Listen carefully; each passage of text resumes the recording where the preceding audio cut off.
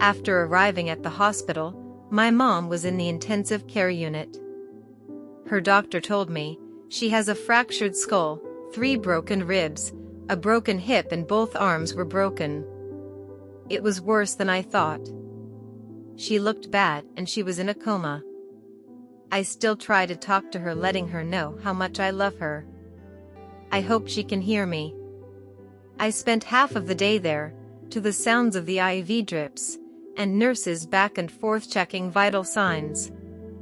I had enough, it's too depressing. I've got to get out of here. I gave the doctor my number. He said he would call me if there were any changes. The doctor said it doesn't make any sense sitting around all day just looking at her. I left to check out my house that I got in my divorce settlement. I need a realtor to put it on the market. So much things to do. I have stuff that I want to put in storage from the house, and donate stuff that I don't want. The house is exactly the same as I left it. I heard my ex-husband bought an 8-bedroom house in the Hamptons. My bestie picked me up, and we went for dinner. That's when I got the call that shook me to the core. My mother has passed. I burst into tears and screamed, "Mom!" Oh no. My bestie hugged me, and that's when I fainted and woke up in her bed later that night.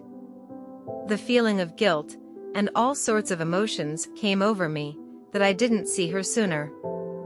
I stayed in bed for 3 whole days, until Laurel opened up the blinds and said, "That's it. I'm not going to let you do this to yourself. You have a funeral to plan."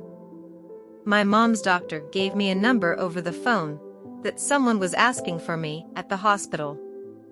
I have no idea who it is. I got up and took a long-needed shower and rung the number.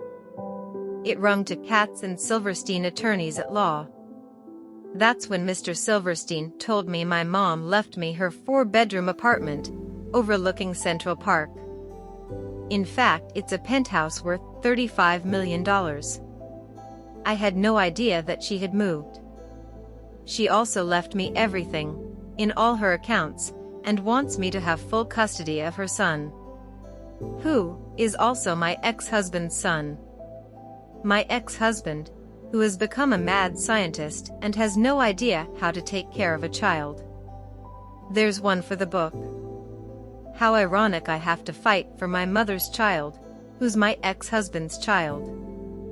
I don't have time and energy for it today. Laurel and I have business to take care of.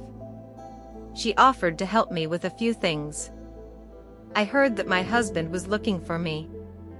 Ex-husband to be exact.